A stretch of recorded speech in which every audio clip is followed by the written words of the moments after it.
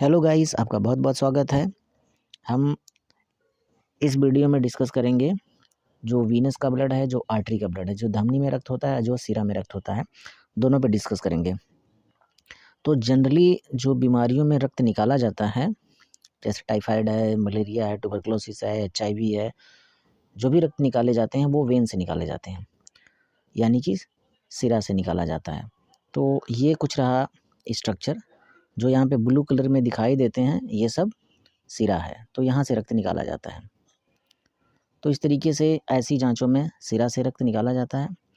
लेकिन critical care में जो जैसे पेशेंट प्रोफाइलेक्टिक शॉक है या सीवियर कोई डिजीज़ हो गया है, और साथ ही साथ ट्रॉमा की केस है, एक्सीडेंटल केस है, पॉइजनिंग की केस है, तो ऐसे केस में वेनस से ब्लड ना निकाल के आर्टेरियल ब्लड निकाला जाता है, और इसको बोलते हैं आर्टेरियल ब्लड गैस एनालाइज या वीनस ब्लड गैस एनालाइज। तो आर्टरी के ब्लड के अंदर जो भी इलेक्ट्रोलाइट्स हैं, जो उसका पीएच है, उसकी जांच की जाती है। ये जांच जो होती है बिल्कुल डिजिटल होती है। तो इस तरीके से इससे पता ये चलता है कि मतलब ऑर्गन का परफोरेशन क्या है, और क्या क्रिटिकल केयर में जो उसके मॉनिटरिंग या जो विटाल साइन है वो क्या क्या हैं। तो आइए हम उसके अलग स्लाइड पे बात करते हैं। तो गाइस, जब हम जांच करेंगे, जब आर्टरी या वीनस की, जनरली जो आर्टरी की जांच करते हैं, अगर हम इसका कंपैरिजन करेंगे, यानी कि वीनस गैस एनालाइज़र, तो यहाँ पे हेडिंग है जैसा कि आप देख रहे हैं, बिल्कुल क्लियर हेडिंग है, आर्टीरियल ब्लड गैस और वीनस ब्लड गैस। हम दोनों में कंपैरिजन करेंगे, दोनों में क्या क्या डिफरेंसेस होते हैं, क्या क्या अंतर आते हैं, क्या क्या फ़र्क होता है। तो पहला जो फ़र्क है पीएच का।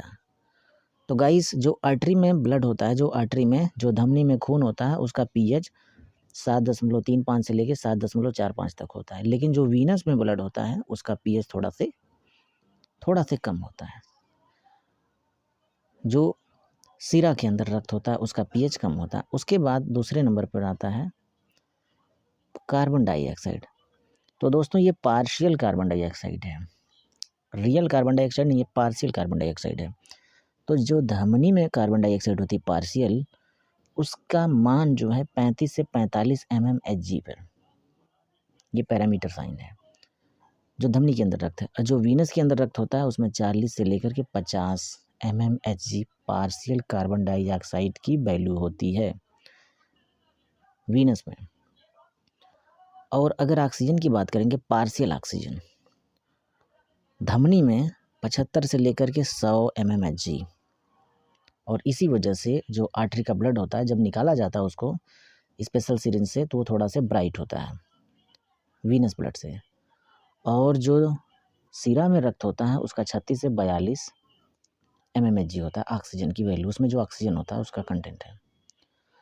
और HCO3 की बात करेंगे तो आर्टरी में, धमनी में ये 22 से 26 मिली एक्विवेलेंट पर लीटर होता है। वीनस भी में लगभग सेम ही होता है।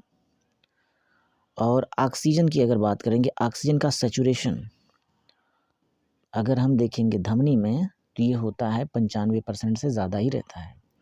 और अगर देखेंगे सिरा में तो ये 60 से 80 तक होता है। सिरा में 60 से 80 ऑक्सीजन की सैचुरेशन रेट होती है।